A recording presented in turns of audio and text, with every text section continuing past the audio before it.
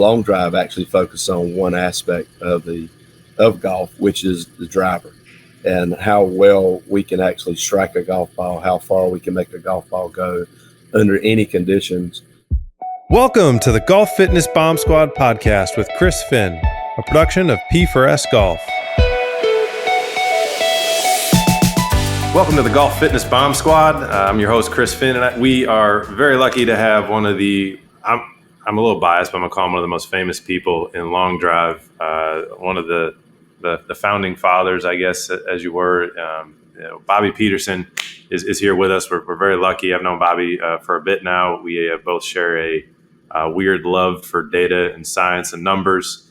And we've really kind of become close and working with a lot of the long drive guys. Bobby is probably one of the smartest human beings that I have met when it comes to the golf world.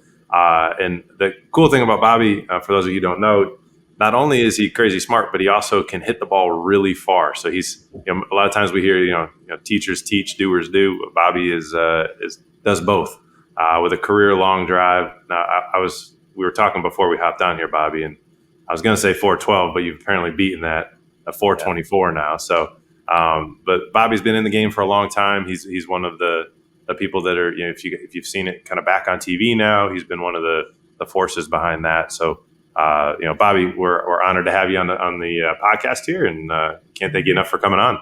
Hey, thanks, Chris. I'm glad you asked me to do this.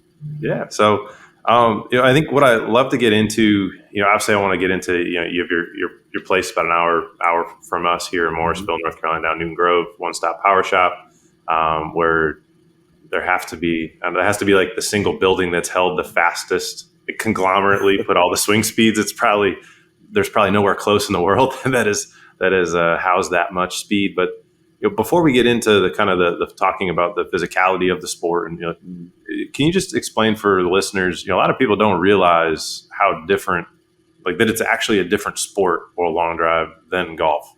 We swing a golf club when we hit a golf ball, but explain to kind of the average person, if you can, kind of what the difference is, and let's go from there. Yeah. So obviously, golf is tee to green and getting the ball in the hole in the fewest strokes possible. Long drive actually focuses on one aspect of golf, which is the driver, and how well we can actually strike a golf ball, how far we can make a golf ball go under any conditions. And we actually have to define that, since we hit it so far, into a grid, sort of similar like a football field. It's a rectangle, and we have a minimum distance.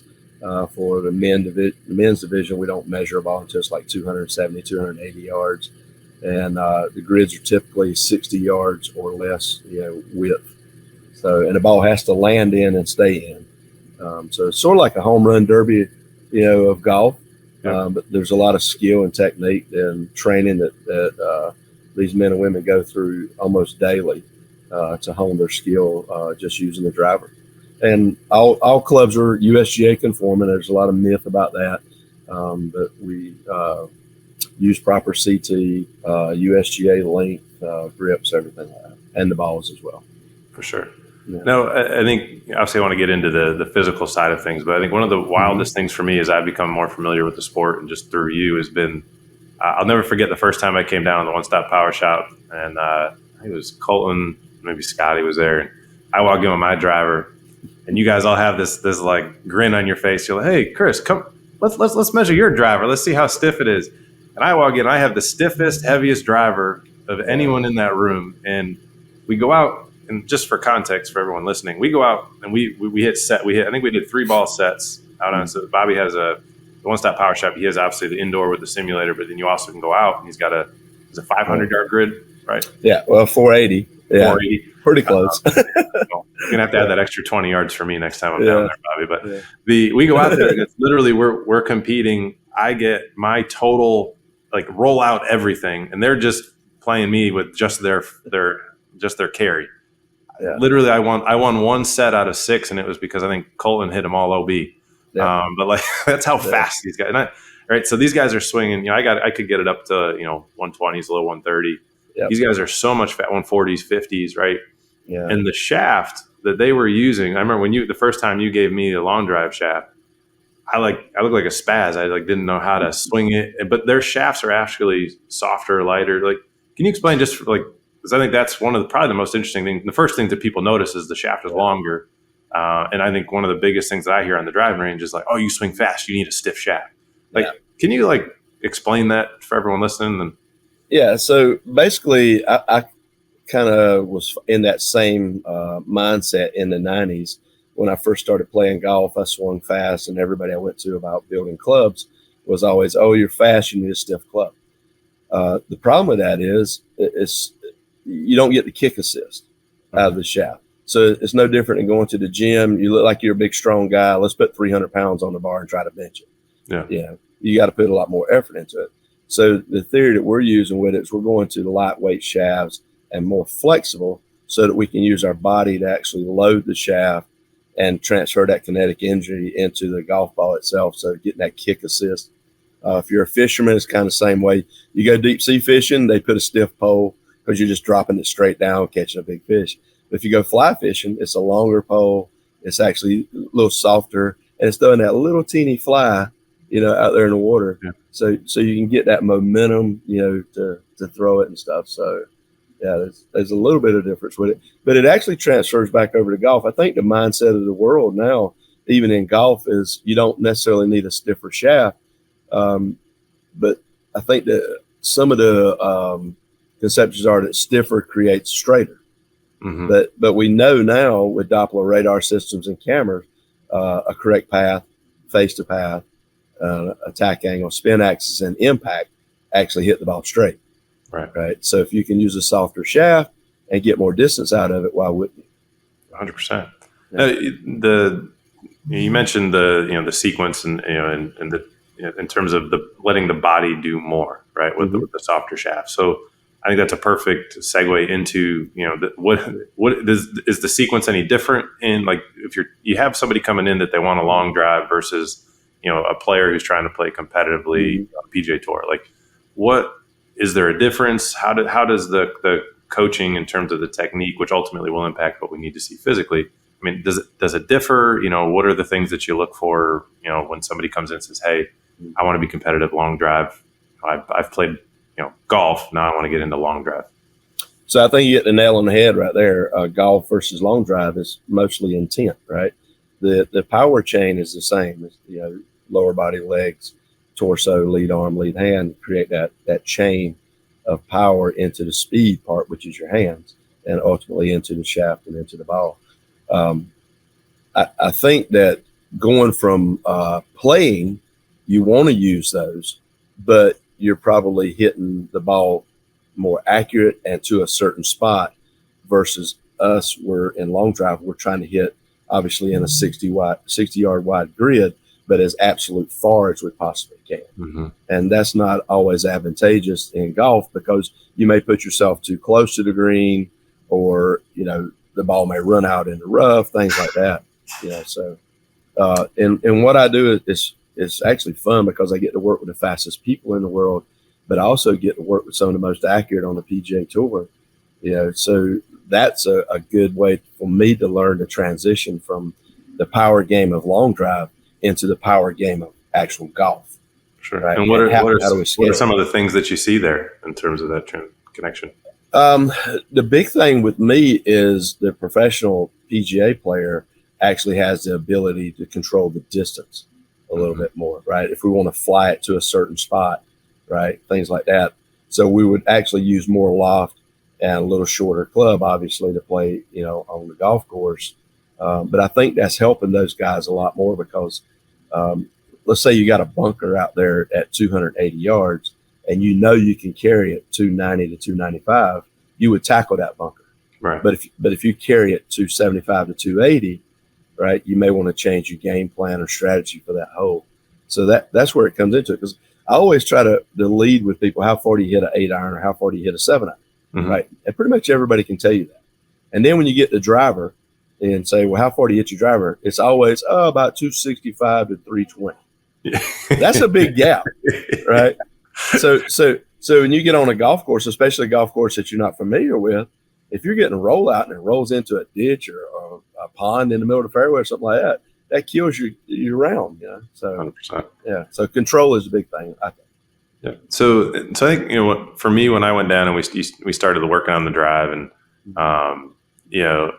the thing that stuck out to me was how similar and how we always talk, and just with regular clients we have, golfers, whatever, the importance of hip internal rotation, shoulder external rotation, particularly on the trail side, ability to turn the torso, and then we start working with all the long drive guys. And it was wild to me how fast they are and how terrible so many of them are in those same areas. And it was, the more we've worked with them, it's for us, it's been very apparent. It's all the same requirements, except what's really been interesting is, particularly working with the real fast guys like Jack and Kyle, and, how much more mobility is required in order to stay healthy. So I think, if somebody's trying to absolutely maximize distance, can you talk through I think it was hands high, there's those different stages in the swing that somebody's looking at for optimizing their driver. What, if you had to kind of condense it into, kind of basic overview, which you did for me very nicely. It helps because I'm not a very smart golfer. How would you kind of outline those if somebody's looking, hey, I want to hit the ball as far as I can? Obviously they should go to one-stop power shot, but just kind of giving them an idea of kind of what are the elements that they should be looking at to optimize distance and hit as far as they can. Well, there's a sequence in learning just as there's a sequence in application, right? So for me, the first thing I try to look at is the hip rotation or mobility in the hips to see how well a person can turn. A lot of times when I have players come to me that actually have back problems, first thing I do is send them to you. Hopefully fix the back. But what I want to do in that assessment is, are they actually initiating their swing with their torso, or are they initiating their swing with their feet, and the feet transferring into the hips? So if we can maximize hip rotation, that takes all the pressure off the lower back. And then from there, the progression is obviously to get the back and shoulders to execute the proper technique there to allow us to lift the left arm, if you're right-handed, as high as possible to get the hands up in the air so we can get leverage on that golf club, right? We want to be underneath the golf club in transition. And the higher we get it, right, the more potential energy we actually build into it. And then learning the sequence, how you actually transition using momentum and then gravity assist at the top of the swing will actually help load that shaft. And that's why we go back to those soft shafts to actually help load and keep that flex in the shaft. For sure. And so I think as we're talking about, obviously sequence. So for everyone out there, sequence for a long drive is no different than golf. Right. So maybe more exaggerated in terms of intense, right? Your intent is just to go harder. Exactly. Yeah. Now, for in the long drive space, what do you see as kind of the keys? The guys that have been able to, you obviously still compete at a very high level. What have you seen as kind of the keys to longevity in the sport? Longevity for a lot of the people that we work with is the reason they come. Whether it's for some of them, it's because pain is stopping them from being able to play. For others, it's, that they're not beating their buddies anymore, and so it's not as fun, so they're thinking of maybe stopping. And for a lot of people, distance is a reason why the game stops becoming fun and longevity becomes threatened. So if we're looking at distance at the highest of high levels, what do you see from the guys that have been in the game for a long time, competing in long drive? What have you seen as kind of the success markers or any commonalities in those guys? So the first thing is always lay out a good program for each person based on whether they have a normal job or golf is their only job or whatever. So we try to tailor a plan so that they're consistent in their practice. And the practice entails everything, right? It's maintaining your body strength, maintaining your swing mechanics, and your recovery part, right? The recovery is just as important as actually going out and hitting. Where I find that people get hurt is they may go out and hit, a lot and then don't take enough time to recover and they come back too soon, right? Or they take off too long, and then they come back and try to push it too quickly. So I try to develop a ramping program with each of my players that if they're taking off a week or two, then they want to come back in day one, maybe a light day, day two, a little more aggressive, day three, we may go hard at it depending on how their body responds, and then take 2 days off for recovery and maybe some mechanic stuff like that, and then do it again. So our cycles typically will run over 25 days, but it's a 5-day cycle, 3 days of hitting, 2 days of recovery. And we mix in a little bit of strength training with that, depending on what time of year it is. Pretty hard in the wintertime with heavy lifting, lightweight, fast reps in the season when we're actually competing, stuff like that. So when you have somebody come in and they're saying, hey, I want to compete, and they're saying, and you look at them, they're swinging, I don't know, 140, right? What are your, how do you help the fastest guys in the world move, hit the ball further? Is it looking at club head speed? Is it looking at efficiency and improving ball speed? What do you tend to look at in your kind of checklist in your mind to help these guys be competitive? Well, it's maybe 2 hours. We got time, Bobby. So my program is actually EMP6, and it's an acronym for when we go through the assessment. Number one, we got to check equipment. Number two is the mental preparation. What are we looking for? What are our goals? Things like that. And then the physical part of it, what kind of workout program, nutrition, things like that are we on? And then we go into actually the pre-tournament, pre-practice, like what is our goal for this practice? And then how do we lay it out, right? And then we assess the pre-shot. And then we go into the mechanics part, which is positions of the swing. Each position, once we've done our warm-up, we'll actually do 3 balls, working on the mechanics of that position and trying to mentally focus on that one position and move through those 8 positions, so that 24 balls.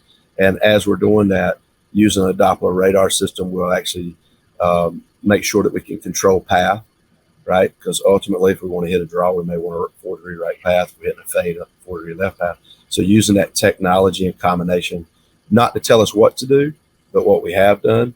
And then if we know the cause and effect of what actually controls path and face angle and stuff like that, and we can work on those as we're doing the mechanics training. So you're actually measuring and not guessing? That's a wild concept. Yes, I hate to guess. I only guess when I don't have access to a data acquisition system, right?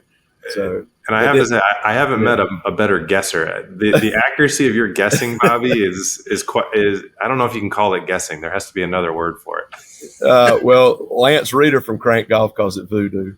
Yeah, it is. I mean, there's only 2 people that have weirded me out with their guessing, and that's you, and the other is Kyle. And when he'll hit swing, and he's like, "Hey, that was 143. Your radar's wrong." Yeah, and it's like, and you're like, he's probably right. Yeah. So well, Kyle's a unique individual, and the cool thing about him, I know we're kind of squirreling here a little bit, was in 2019 he stayed with me for 10 weeks, and throughout that year we accurately tracked using FlightScope and TrackMan over 50,000 swings. Wow! And it wasn't that we were just out ripping golf balls, right? We were studying each shot. Right. And what I mean by that is, what did he feel? Right. What did he see? What did he observe? And then what did I see and observe? And then we looked at the radar. What did it see? Right. And then we tried to put it all together with, okay, this is what you felt. This is what I saw. And this is what it says. Right. All 3 of us agree it must be accurate. Yeah. Right. If we don't agree, something's wrong. And what is it? Right. And I've used that technique with players before Kyle, and I've used it with players after Kyle. Kyle just has a really good memory, on some of the stats. Now, I've got other players that are really good with it. Jeremy Nowak is pretty amazing with it. So he's spot on as well. So anyway, you can learn that, right? Oh, 100%. I mean, you can learn anything, right? Yeah. Especially if you're measuring and getting feedback. Yeah. That's the only way you do it is you have to measure. Otherwise, how many times have you seen a PGA player go out and shoot like 63, 64 one day and come back the next day and shoot 73? Often. Right? And you're like, what changed yesterday to today? Now, obviously, conditions and stuff like that may have changed, but was there a feel thing that he changed or a mechanical thing? Yeah. And it's hard to quantify the mechanics or the field because we don't know what he felt. Right. He can tell us what he felt, but mechanics wise, if we actually measure that using a system, we can go back and tell you the differences in those systems and what the numbers are. And that's how you get better, in my opinion. Measure, 100%. right, quantify, and do it. This is why we're friends, Bobby. 100% why we are friends. What you do on the golf side is exactly what we do on the physical. It's like, I hate guessing. Like, did that exercise help? Did that program help? I feel like it did. In a way, that's great that you feel like it did, but in a way, I don't care what you felt. Like let's check it. Did it actually help? Right. And to your point, if you feel like it helps, but then we go look and like I'm looking at it and saying, nope, didn't change anything. All the metrics are saying, nope, didn't change anything. Well, then I think your feeling real may be a little off, right? But that's right. But anyway, we went down a little rabbit hole. Yeah, there, I'm sorry. So edit that out. Instigated it. Yeah. So as you're going through the positions, you're actually measuring, getting the close feedback. Right. And how do we go from there? Like, what do you look at from there? So once we go through the metrics of it, it'll identify what you're doing good that day, what you're probably not doing so well. And it'll tell you exactly what you should be practicing, right? You should go into a practice with an idea of what you want to hit, not just, I want to hit this large bucket of balls. Right. You may want to work on shot shaping or ball flighting or attack angle or something like that. Once we get through that, we'll do 4 or 5 pieces of impact tape to see how ball striking is doing and if we need to address that. And then after that, we go into our ramping part, which is the speed part of just trying to absolutely destroy the golf ball. And those differ day to day. Now, it's not blind inhibition or whatever. It's, trying to lose the golf balls or break anything. We're still trying to hit here to a grid because I have a grid, right? And you should. But at the same time, accuracy is not the point of that. Speed is the point. You want to push your body, right? Just like any other, workout program that you're doing, push your body as hard as you can, right? And then that's your day. Yeah. So, and I think one of the coolest things about the ramp program, and this is anybody listening who has tried to go after speed, and there's so many speed training devices and things out there that you and I just kind of laugh at. I literally, for everyone listening, any speed training device out there, every time I bring it up to Bobby, he's like, "Oh yeah, I did that like 20 years ago." Or, I made that like 15 years ago, or like, and so I think when I talk to you about speed, like the accuracy and the level of just precision that you go after it with every single player, I think is something that I hope everybody listening to really kind of internalizes, and that there are times where you go after it. But you have to kind of, one of the big sayings we always have here just at Peterson Golf is always do the basics. The best in the world always do the basics. They do the boring work. And to your point, you don't just go and whack a bucket of balls. You have intent. And you look at every ball. Yeah, at each of those different positions. And, I've been a diligent student and been practicing those. I know I haven't sent you videos or anything, but club championship coming up. We're going to see if it actually, if I'm able to do it under pressure. But there we go. But I think there's such a parallel and so much to learn from the World Long Drive world and how the best in the world there prepare. And obviously they're just hitting driver, but that is all of this carries over to everyday golfers and to everything that they do. Yep. And you're also a stick on the golf course. You can, what do you play like once a year and go shoot like 2 under par or something crazy like that? Yeah.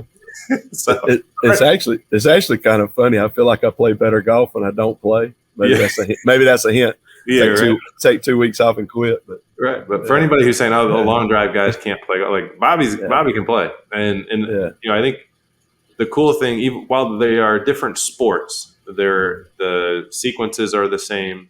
Mm-hmm. The requirements physically, are generally the same. We see this in our data that the faster you go, you definitely need more mobility. You need more strength to be able to support that. And we've seen that with a number of our guys that we work on together that end up getting hurt is, they're really fast, or they don't have the mobility, or they aren't strong enough to support. I mean, they have the mobility, but they aren't strong enough to support what they're doing. Right. And so, I think the same principles apply, to both sports, but I think there's so much to be learned from what you have done on the, I'm excited with 10,000, data points, and you've got 50,000 of the fastest man alive. Like that's pretty wild, and the learnings that you've gained from that. So, well, that was in 2019. This is 4 years later. So we're up to six figures, ladies and gentlemen. A lot, a lot. That's for sure. So, but if you could like just to leave people kind of with a lasting thought, like on the obviously it's a physical focused podcast, and we talk a lot about the basics of what people need to do. But if somebody wants to go and chase speed, coming from somebody who works with, I don't know, would you have 8 of the last 12? I mean, you have like 90% of the people in the final 8, generally speaking, that work with you. Yeah, we in Tennessee, our last event that was on TV, we had 5 out of the final 8. Yeah, and Sandra won the ladies division as well. So. Yeah, I mean, I just remember I was watching it, and I'm like, Jack and Kyle going head to head, and I'm like, I don't know who to root for. Like, yeah, that's the hardest thing when you have as good athletes as I've been lucky enough to have over the years. They seem to always face each other sooner or later. Yeah. And it's always fun when it's in the finals, but it's like watching your children, right? How do you have 2 children going head to head? Who do you cheer for? And I think at that point I cheer for the sport, because I think it's so good for the sport when top athletes rise to the top. 100%. That's the fun part of it. So, 100%. So if you, so I think to wrap, if you can think of like what if somebody's chasing speed, what would be the the parting piece of wisdom that you could give them from all your learnings, all these years working, with the fastest people out? The one thing I would say is get an accurate data acquisition system, whether you prefer flight scope, TrackMan, Quad, or any other device out there that's reputable. Get that, because otherwise you're guessing. And then work on your mechanics, work on your ball striking skills, because efficiency will ultimately determine whether you gain ball speed or not, right? And then push your speed, but keep a ball count, right? And use a ramping program to do that, because you can overtrain just as much as you can undertrain, right? But keep a diary of what you're doing, and see if you can find the tendencies on what you're doing and when you're faster, when you're not, and try to work on the weaknesses and strengthen the strengths. Amen, brother. Yep. Cool. Well, thanks so much for coming on, Bobby. Hopefully, our goal every episode is to try to diffuse some myths or some bad habits, and there's a lot of bad ideas when it comes to speed training out there, and so hopefully people can take away the wisdom that you've obviously gained over the years and do it safely. So as always, can't thank you enough. Always enjoy our conversations. Thanks so much for coming on, and I'm sure we'll have you on another time soon. So but thanks so much for coming on, Bobby. All right, thanks, Chris. And I almost forgot. Where can people find you? Where can they follow you? And Long Drive. Like how do they get in touch with this world? Our website is ospsgolf.com, or our Instagram is One Stop Power Shop. Awesome, and we'll definitely make sure we put that in the show notes for everybody. But thanks again, Bobby, for coming on, and we'll talk to you soon, man. All right, have a good day.